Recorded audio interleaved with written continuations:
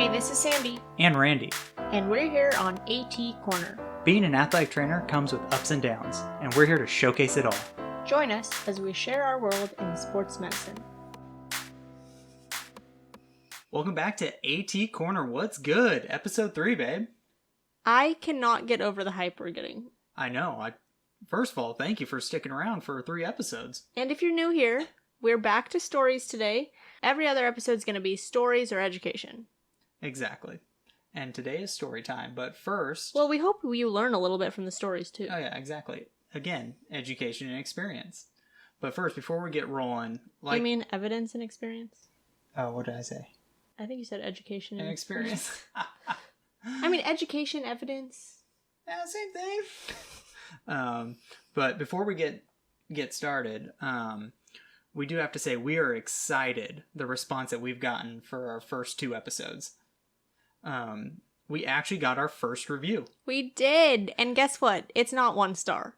No, it was 5 stars. And this was done by HeyGirl315.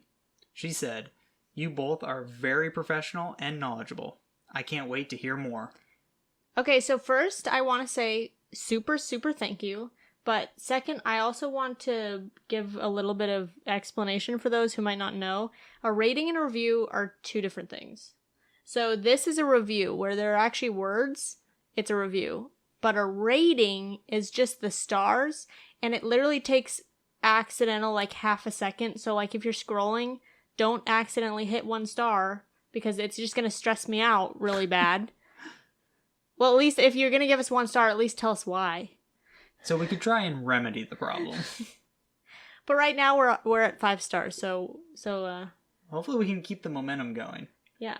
But we also have a special shout out. Well, pressure's on because we already have a super fan. Yes, we do. Johnny from Georgia.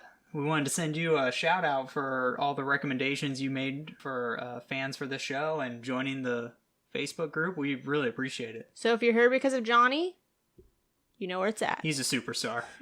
Okay, so before we bore people, let's start with our new segment. Yeah, let's roll. We have so many things that athletes said. You guys sent in so many things that athletes have said. So we're, instead of like dedicating a whole episode, which we totally could, but it takes like 10 seconds to read these things, we decided that we're going to start a new segment where we do like 2 or 3, today we have 2, where we just focus on the things that your athletes have said, because these could go on and on. They do say interesting things, that is for sure. So what's the first one? Okay, so the first one is sent in by Andrea C. She said, "I had a football athlete. We were just trying to get through the last season with an ankle sprain that refused to fully heal. It was fully functional. The range of motion and strength were normal. Showed up for rehabs and post-practice modalities." Oh, compliant. Yes, very compliant. "I told him he was developing pitting edema and showed him the divot after I poked him." I've never seen pitting edema in person. It's pretty cool. I mean, not for the athlete, but it's pretty cool to see. "After the last game of the season, his dad, who was a nurse and a family who I was familiar with, approached me and shook my hand. I know this isn't what you told him, but he was 100% positive when he told me. So thanks for taking care of my kid's pitting chlamydia." That is only what an athlete would say. Honestly, I'm really glad the dad was a nurse, and when the kid came home and the kid said, "I am 100% sure that I have chlamydia and my athletic trainer told me that," I'm glad that he took that with a grain of salt. Well, you know what's interesting is there's actually research done on what patients hear from their doctor, isn't there? Okay, so I read the statistic, and I thought it, like, I know you don't remember statistics too well, but this one sticks in my brain every time someone says, every time someone comes from the doc and says something, and I'm like, how much of that did they actually say? Because I guess patients only remember about half of what was said at their appointments. And I totally buy that, because anytime I'm trying to explain something to my athletes, and, you know, I try to keep words small for them and stuff, but I'll tell them what's going on, you know, what we're thinking and whatever, and then coach walks in and asks them, "Hey, what's going on?" And or their friend and their athlete, and the athlete will be like, "Well, I don't know." Dude, I just told you. Well, I mean, I do get big words, new words. I mean, it's the same thing like if I go to the mechanic and they tell me like, "Oh, your struts and your carburetor and all these things that You just smile and shake your head like, oh yeah, I knew that. And then I go to try to tell Randy and I'm like, I don't know what they said. Something was broken. Well, I had an athlete who I was trying to explain to him why he shouldn't take so many NSAIDs, and he turned around and told another athletic trainer that I told him that if he takes ibuprofen, his brain's gonna bleed. I'm sure that's not what you meant to say, huh? No, I didn't mean to say that. I didn't say it at all. This next one's going to be by Mary P. I had a high school baseball athlete tell me his feet were hurting all the time. He took off his cleats and socks. His toenails were almost 3/4 of an inch long over the toe. I was like, you need to cut your toenails and your feet will start to feel better. He told me his mom hadn't had time to cut them lately. He was 16. Oh my gosh. Oh, that poor child. Could he not reach them? All I know is I feel bad for girlfriend or wife in the future. Or husband. Or husband, that's true. That is true. Oh my gosh. I don't mind feet at all. Like, athletes come up and they think they have the most disgusting feet, and I'm like, believe me, I've seen much worse. But they hop up and they're like, oh, I'm so sorry my feet smell. I'm so sorry they're so disgusting. I really, really don't care. But if you do have long toenails, I don't know why. I just really don't like long toenails. But I'm not going to clip them for you. I need quality toenails. Like, if they're long, whatever. But if they look like, ugh, I can't do it.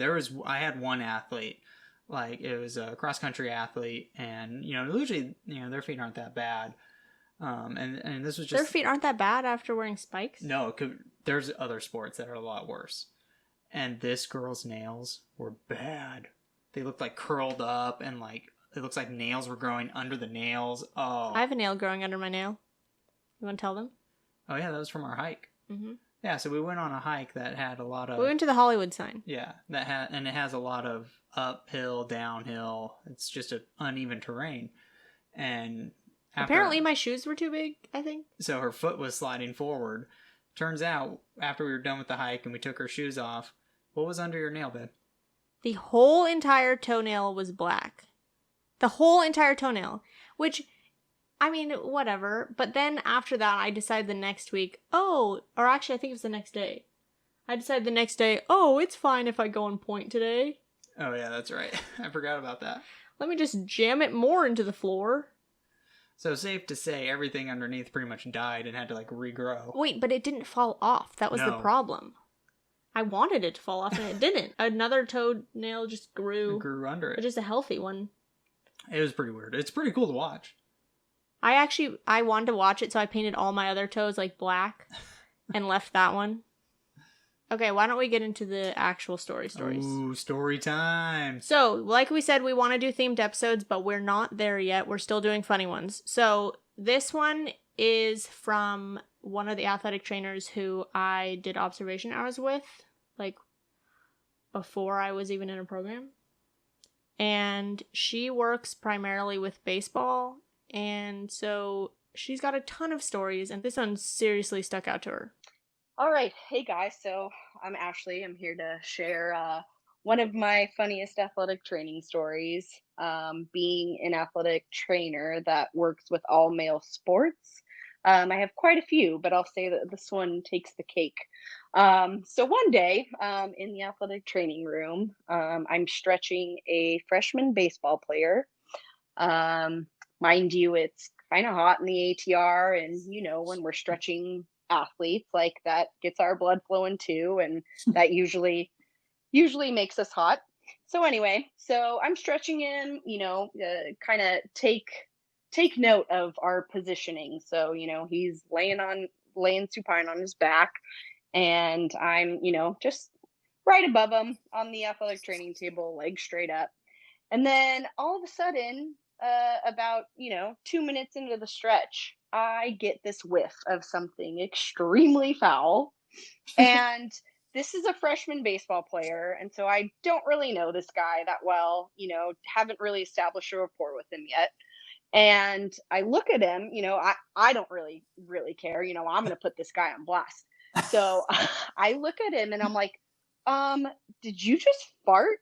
And he looks at me and is like his eyes like really wide eyed, like, no, I didn't. And there were probably 2 or 3 other baseball guys, also in the ATR.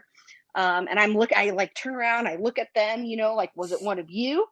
And they all look at me and they're like, no, don't look at me. It wasn't me. And I'm like, and so I look back at at the guy I'm stretching, and I just straight up tell him, like, you're lying. Like, considering this positioning, like, you definitely farted. So he denies it, and so it's like the season goes on and whatnot, and we go to practice, and every time I like make eye contact with him, it's like a little awkward. I'm like, you farted in my face, dude. and so and so finally, kind of towards, I want to say it was like the mid-season, one of the games that the baseball guys kind of did as part of like a team bonding thing, and just kind of just for laughs, just for fun, they played this game called King's Court. And so this was a game where like all the seniors were the jury. Mm-hmm. And anybody could accuse somebody of something, like doing something funny or silly. Like, for example, if a guy wore the wrong baseball hat to a game, or they forgot their black jersey when they were supposed to wear white, like something to that extent. Mm-hmm. And so I accuse him, I write down on the paper, I accused him of farting and denying it. And so I put it in the box, and then, the day comes and it's like, okay, like he's, coach is finally going to read this, and I'm going to be able to put this guy on blast. And so he finally reads it, and it wasn't until that day that he finally admitted that he was guilty. So oh my goodness.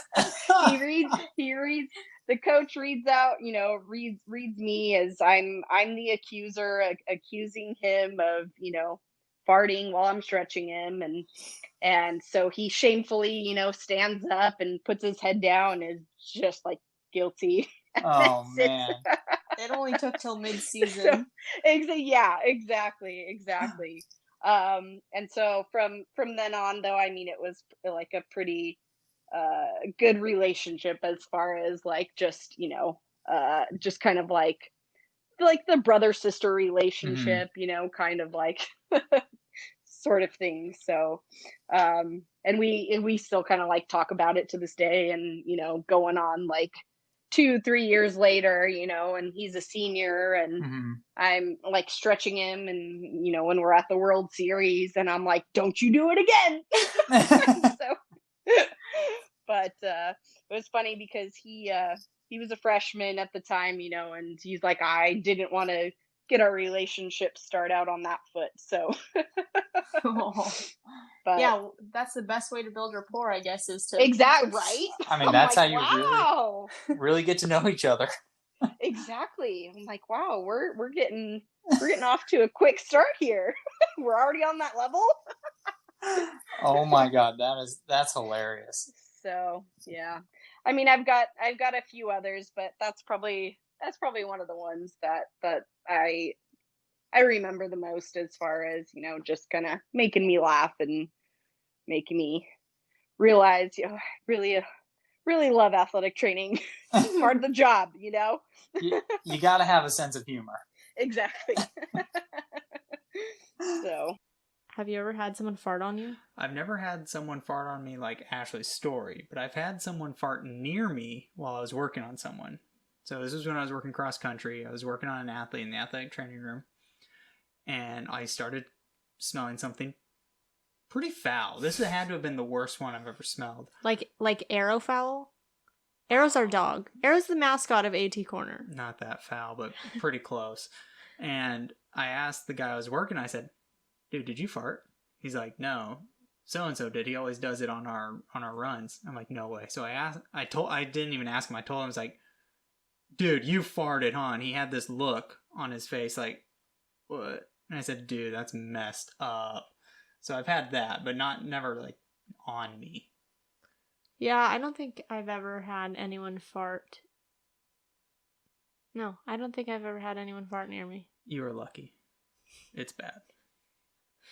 Or at least it's not a memorable fart, so. Okay, I've got another weird one for you. Man, athletes sometimes are nuts. I feel like that's the theme of this show so far. Yeah, well, that's the thing, is like we get to see our patients daily. And that's not something like, even if you don't get to see your patients daily, the culture in the athletic training facility is so different than, like, when you go to the doctor's office, you're on your best behavior. At least you hope so. Yeah, you'd hope so. Okay, here's another crazy one. So this one's from Trent T. We had just moved into our stadium facility. It was during 2 days, hotter than normal, and we were between practice and film, and one of the linemen is frantically searching for something on the counters. I'm like, hey man, can I help you find what you're looking for? You want to be the athlete? Oh, I can be the athlete on this one. Trent, I got a problem. Real bad, and it hurts. I'm like, what's up? He lifts up his shirt and points at his nipples, then starts opening a Clover 4-wing band-aid. That's not going to work by itself. You need skin lube first. So he grabs the tongue depressor and pauses. That looks gross, he says. I'm like, well, every marathon runner disagrees with you, but what do I know? At this point, I have ankles to tape. I start taping ankle, and he's like, will this work? He's pointing at a huge pump of Theragesic. I'm like, yeah, but I wouldn't put it on me. Well, he didn't hear the last part of my statement and takes a huge pump of Theragesic, rubs his palms together, and slaps a big handful onto each nipple, and then turns red about 3 seconds later and starts howling like a wild animal. He then leans over the sink, splashing water on the Theragesic, making it heat up even more, and runs out of the athletic training room screaming as he heads to the showers, which is more water. Yes, more water. 10 minutes later, I turn around to see him finishing up applying pre-wrap over his skin-lubed nipples, looking like he had red pre-wrap pasties on his nipples. That's bad. Man, but you know what? Athletes bathe in Theragesic. Okay, I actually know someone who's allergic, and so when she put it on for the first time, and you know, some of them do that like hot sensation, and so we're all like, oh, like, yeah, this feels good. We were like really sore, and she's like, oh yeah, this is really hot, and she's like, this is really, really hot. And then like a little bit goes by, and like, you know, it gets a little red, but hers was like really red and really hot. And so then she's like, and she's never done it before, so of course she's like, oh, maybe this is like just normal and I'm just sensitive. No, she like broke out in hives. Oh my gosh, that's terrible. Could you imagine hives? I mean, she didn't put it on her nipples, but could you imagine if this guy was allergic to it? It would be Tiger Balm that bites back. All right, we got one from Kelly C. Okay, so this one I'm super excited about. She didn't submit this one. I saw it and I asked her if we could use it. I thought it'd be super fun actually because it is a we'll explain the story, but basically like it's a pain scale. The kid wrote a pain scale. Oh my goodness, she has been talking about this for days. So, you know, before I explain it, why don't I just start the story and then I'll explain kind of like what we can. Yep, go for it. So Kelly C said, it was a practice right before Christmas break started, and he was one of those athletes that would be dramatically complaining about something but never follow up for treatments. He came in complaining of shoulder pain that was 8 out of 10 that's been going on for several weeks. We're like, okay, well, you're not practicing if you're having that much pain right now.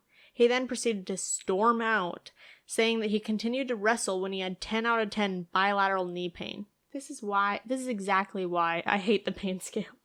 Yeah, it's very arbitrary. I've had kids tell me they're at an 8, and I told them, okay, well, we're getting close to the hospital, and then they're like, oh, no, it's like a 6.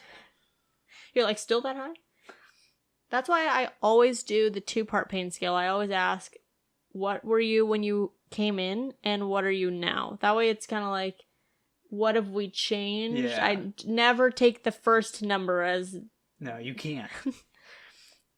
Anyway, so When we explained to the head coach what was going on, the coach decided he was going to make this kid write out 3 things for each number on the pain scale based on what each number meant in his head during practice, and he was not allowed to get any input from his teammates, which obviously they were practicing, so. And the coach only gave him requirements that getting shot and giving birth were 10 out of 10. 10 out of 10 pain. And what did this kid come up with?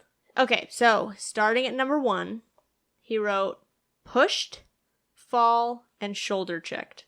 So 1 being like barely any pain, right? So far, okay. Okay, pushed, fall. I mean, fall, did you land on an outstretched arm? Like, we don't know, but it's okay. So 2 is pinched, punched, and slapped. Okay, those are kind of different things. I know, pinch is like super sharp, and I feel like it's a lot more than a 2 in that instant. But I don't think you can put punched and slapped in a category of pinched. 3 is stubbing toe, which sucks. Actually, you just stubbed your toe and made it bleed. Oh, I did. Bent half of it back. Because your toenails were too long. They were fine. 3 is also stepping on a Lego and punching walls. I feel like we've jumped really big here. Okay. With punching walls. So, stepping on a Lego is only 3, but punching walls is more than getting punched. So, if you're the one doing the punching and what you're punching is a solid surface, then that's going to cause you more pain than someone else's This is an fist. Interesting scale. Yeah. Well, it's hung up in their offices, by the way. Oh, I'm glad. Yeah. This is a gem. They have to keep it, right? Oh, for sure. Okay, so number 4 is paper cut on the finger, blister on your heel, or back pain. Just back pain in general? Yeah, just Okay. like... All back pain. General back pain. I guess his back pain's only a 4 out of Apparently. 10. What would you rather have? Back pain or stepping on a Lego? Stepping on a Lego. Alright. Because back pain, that lasts a while. Yeah, but stepping on a Lego sucks. It does suck. It hurts. 5. We're actually kind of getting some substance here.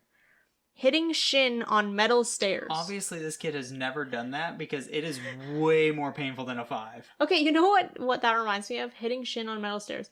That's like taking a razor scooter to your ankle. Well, I wonder what he would say. Again, more than 5.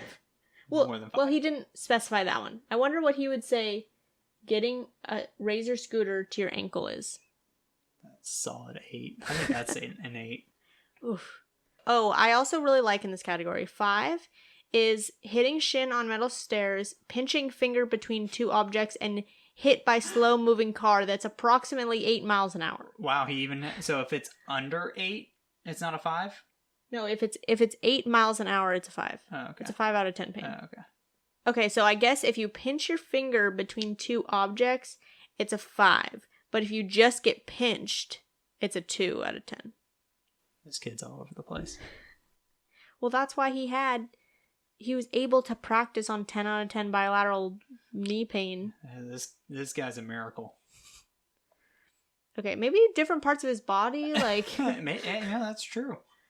How does that work? Do we, like... If you have, like, let's say a pain tolerance... How do you classify pain tolerance? Let's say about 5. About 5 pain tolerance. I'm giving an arbitrary number. Okay.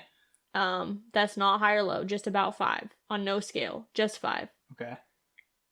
Is that apply to your whole body, or like am I more sensitive if I get pinched on my shoulder than you? Or well, to dive into pain, we're definitely going to make an episode at some point about pain where we can talk about that, but there's a lot that goes into interpreting pain. Oh, so there's actually answers on this. I believe so. And a lot of it is an emotional component of pain. How you feel about the pain can influence your interpretation of it. Oh, crazy. Okay, crazy. Okay, where did we leave off? 6? Okay. Sorry, one more thing about the pain. There was actually a great TED Talk about pain. I don't remember the title of it, who spoke about it, but he did a great job in that description of how your brain interprets pain. It's not just signals coming from the body part. There's a whole component that's analyzed by your brain. It's pretty wild. That's crazy. I'm interested in that. Okay, so 6. Biting tongue, getting bit by a dog, and sunburn. This is 6 out of 10. I just can't wait to hear everything above getting bit by a dog, because that's only a 6. Now, granted, we have a German Shepherd, so my idea of dog biting is a lot different than if he had like a Chihuahua. And our German Shepherd knows how to play bite. So I could not imagine getting bit by a dog. Really scary.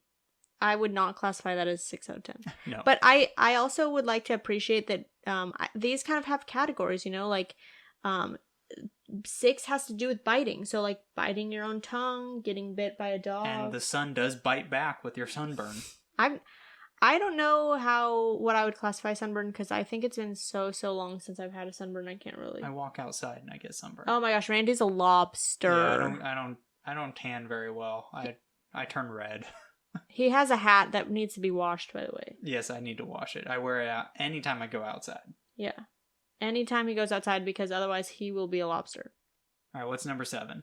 Oh, before we move on, I want to talk about biting your tongue. Oh, yes.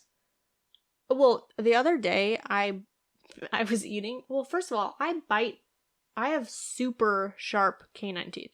Yes, you do. Like super sharp canine teeth. So I bite my lips all the time.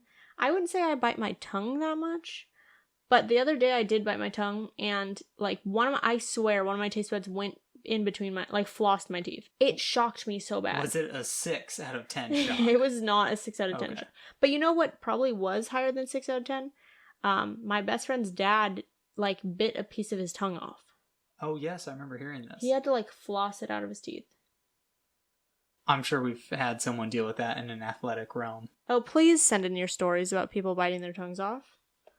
Okay, number 7.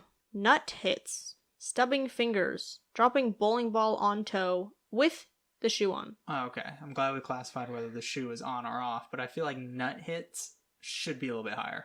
Okay, well, just talking about specific body parts, right? So, dropping bowling ball on toe with shoe on is a 7, but stubbing a toe is a 3.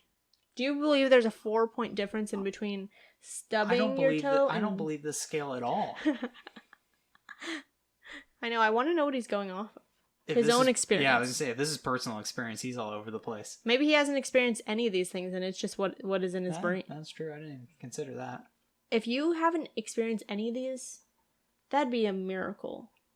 I feel like you didn't do anything. Okay. Have you ever dropped a bowling ball on your toe? No. Wait, with steel toe or bowling shoes if it's just a bowling ball, I'm gonna safely assume he's at the bowling alley. So with the bowling shoes. You don't carry bowling balls when you're not at the bowling alley? Not anymore. This isn't the 90s when bowling leagues were huge. Number 8. Inside my mouth braces cut. So that's an 8 out of 10. My shoulder pain is an 8 out of 10. And getting a concussion is an 8 out of 10. I like the shade he threw, just to let everyone know. My shoulder is still at an 8 out of 10. I wonder if he started with that one. He's like, okay, let's see. This is where my shoulder pain is, and these are all the things less than... And that's where he's going off of now. Mm-hmm. Okay. 9 out of 10. Are you ready for this? Oh, I am. Burns from fire. Okay. That's a pretty good one. That's fair. Spraining ankle. And you see, now we're off the tracks. And slamming finger in door. That's pretty accurate. I think that one does hurt. I think it's so hard because... Depends what door. Because why is slamming your finger in the door equivalent to getting burned from a fire? Now, if it's like a car door, that hurts. I could see that. My sister... Oh my gosh, I slammed my head in a car door once. The reason why is because... I don't know if there was a spider on the door handle or something I didn't want to touch. So I kind of did the thing where you close the door and then you start to get in the car. Oh. And then it was a low carb, and I'm used to my car's tall. So I'm not used to having to squat to get in the car. Yeah. And so I closed the door from the outside and then ran to get in, and then just the door crushed my head. Ouch. It was not a 9 out of 10 though. could have been 10 out of 10. No, it was not a 10 out of 10. I think it was more shocking than painful. I would agree with that. And also I was laughing so hard, so I don't know that I could really give it a pain scale. Okay, so finally we're at 10 out of 10, right? The coach said giving birth and getting shot were the only 10 out of 10. The other 10 out of 10 he gave was... Which I'm sure, by the way, I'm sure the moms that are listening are saying giving birth is probably more than 10 out of 10. Just saying. Well, what kind of scale do we need to do? Because a lot of things can be more than 10 out of 10. That is very true. Okay, so the other things that he did were, for 10 out of 10, were passing kidney stone and breaking bones. As someone who passes kidney stones, 100% kidney stone is right up there, 10 out of 10. So breaking any bone is automatically 10 out of 10. I wonder if he's broken a bone. I've never broken. I'm going to say no. Have you broken a bone? No. We're 0 for 0 breaking bones. We can't weigh in on this topic. Let's knock on wood. I knocked on wood, so we're good. Okay. I want to know how much of this is from personal experience and how much is arbitrarily put there. I would say 60% Actually, arbitrarily. It can't be arbitrarily, because why did he say the slow-moving car was 8 miles an hour? That is a little specific. I feel like he may have had that happen to him. Have you been hit by an 8 mile per hour moving car? I can honestly say I have not been hit by a car moving at any miles per hour. Not even a parked car? Not even a parked car. My sister has. She was riding her bike and ran into a parked vehicle. Okay. I think that's it for today. Yeah, we should probably wrap this up. So we gave what we thought on this pain scale, but I do want to put it in our Facebook group and see what you guys think. Well, you guys put together a pain scale, right? Oh yeah. That's well, right. actually, I didn't put it together. Oh, okay. For Halloween last year, Pam, who was on episode 1 and will be in a future episode 2, she asked me to make some shirts for her and her staff. And I have to ask and see if I can put it in the Facebook group, because it is that, I'm sure you guys have all seen it. It's that pain scale that's like 5 is like running from bees or like getting stung by bees. And then 9 is like getting mauled by a bear. Like that pain scale is definitely more accurate than what this athlete put together. Yeah, I'll have to see if we can put that in. But I definitely want to hear your guys' opinions on where you think stepping on a Lego stands on the pain scale and some of these other things. Also, tune in on Wednesday to hear our first interview. Yeah. Like we said, every other is going to be education or stories. So this week's education is going to be actually an interview. So the interview is with my very first preceptor, and she's going to be talking about aquatic therapy. And it's a really, really good one, so don't miss it. Man, I can't wait to dive into this one. I'm surprised you didn't use that. Probably just thought of it. Okay, so keep sending your stories to atcorners@gmail.com. It's in the show notes along with our website and other social media and all that fun stuff. We're hoping to do concussion stories next. So we have a couple of concussion stories, but send those in if you have them. And then other things that we're looking to do, if we can get enough stories, we're looking to do crazy mechanisms of injury. We're looking at getting injured on the job. We're looking at travel stories. Ooh, send in your travel stories. We need a lot more of those. Yes, please. That could be anything. Like, they don't have to be funny. They could be, like, something really cool you got to do when traveling. Like, or fun, if you guys did activities. Yeah, or something, like, serious. Like, Randy has a good one about traveling with his team. I don't know did you already share the... Not yet. So he was traveling with his team, and we'll tell you something he found. Or something that presented itself to me. Yeah, any story you want to send, we want to hear it. We're all ears. This is the perfect place to share it. Don't forget to rate, review, and subscribe. We can't see who or how many people subscribed, but we can see the ratings. You sound like a commercial. I try to use my best commercial voice. So, like at the beginning, we talked about the difference between rating and review. So you totally do not have to leave a word review if you don't want to. But the ratings help us figure out how we're doing and if you guys like us. And if you don't like us, then maybe you should tell us so then we can figure this thing out. Fix it. Make it better. Yeah, so we can fix it. Yeah, you ready to close it up? I think we're good to go. Well, thanks for tuning in and helping us showcase athletic training behind the tape. Bye.